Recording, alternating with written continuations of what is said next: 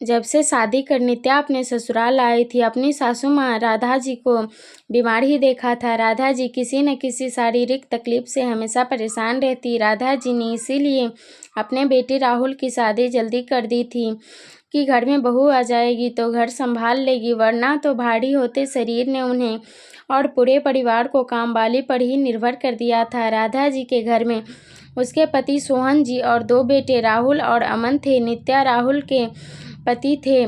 नित्या बहुत प्यारी लड़की थी। बहू बनकर आते ही घर की जिम्मेदारियों को उठा लिया था।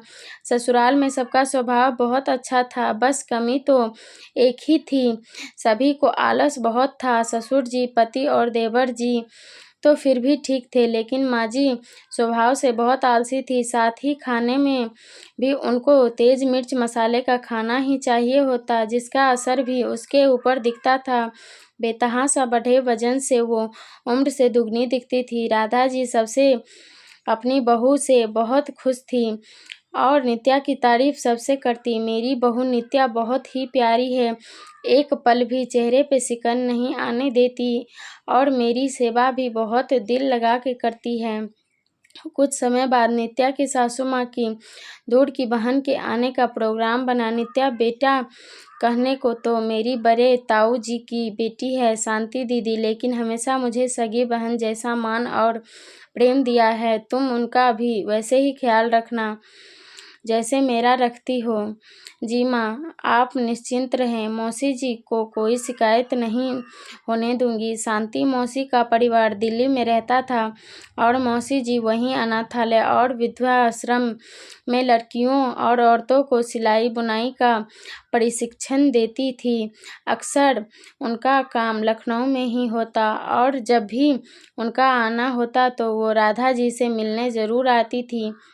अपनी सासू माँ से रोज नित्या शांति मौसी के समाज सेवा के किस्से सुनती तो उसके दिल में भी उत्सुकता हो रही थी कि मौसी जी से मिलने की। सही समय से पे शांति मौसी घर आ गई। उनके आने से पहले ही नित्या ने सभी तैयारियां बहुत दिल से की थी। खाने में जैसा ससुराल में सबको पसंद था वैसा ही चटपटा खाना बनाया था। शांति मौसी जैसा नाम वैसा ही रूप से शांत स्वभाव, चेहरा, होठों पे मुस्कान और सुंदर काया। नित्या अपनी मौसी सास को देख दंग ही थी।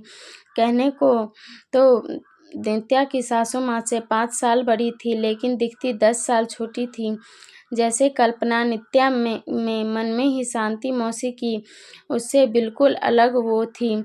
रात के खाने में तरह तरह के व्यंजन देख मौसी की मुस्कुराहट उठी, क्योंकि राधा तेरा चटपटा खाने का शौक कम नहीं हुआ। अब इस उम्र में क्या कम होगा दीदी, आप खाओ ना खाना। नित्या बहुत स्वाद और खाना बनाती है।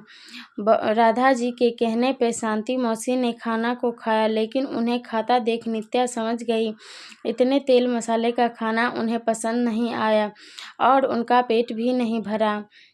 रात को सोने से पहले नित्या ने 1 गिलास दूध का मौसी जी को पीने को दिया और मौसी जी मुस्कुराते हुए कहने लगी, बेटा मेरे लिए परेशान न होना, मैं बहुत सादा खाना खाती हूँ। मौसी जी की बातें सुन नित्या हामी भर दी। अगले दिन सबको उठने के पहले ही मौसी उठ गई और जब नित्या जागी तो मौसी बाहर वॉक करती दिखी गई और उसके बाद भी सारा दिन मौसी जी हर छोटा मोटा काम खुद ही करती। सुबह के नाश्ते में नित्या ने उनके लिए हल्का नाश्ता बनाया। टेबल पे गर्मा गर्म उपमा देख मौसी जी का चेहरा खिल गया। शांति मौसी 4 दिन रुकी और हमेशा नित्या के उन्हें सुबह शाम योगा वॉक करते देखती। मौसी जी बिल्कुल सादा खाना खाती और अपना सारा काम भी खुद ही करती थी।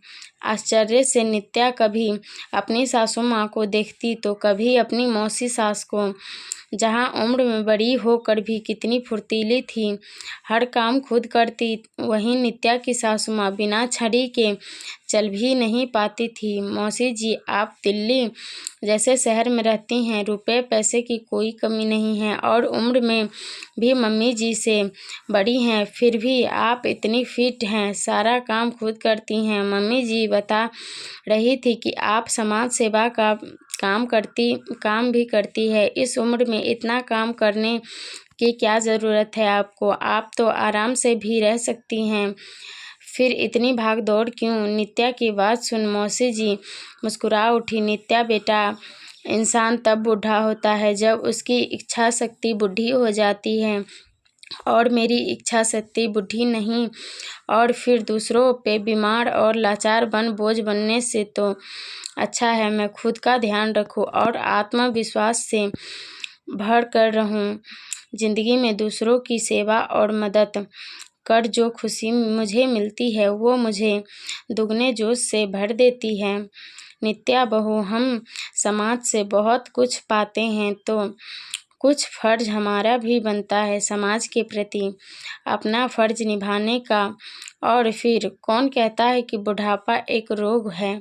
बुढ़ापा तब रोग बनता है जब हम मान लेते हैं अपनी उम्र देख और आराम का सोच अगर मैं घर में बैठ जाती तो ना सिर्फ अपने शरीर और अपने हुनर में जंग लगा लेती, साथ ही कितनी औरतों को आज आत्मनिर्भर बनी हैं वो ना हो पाती अगर हमें हाथों के हुनर को।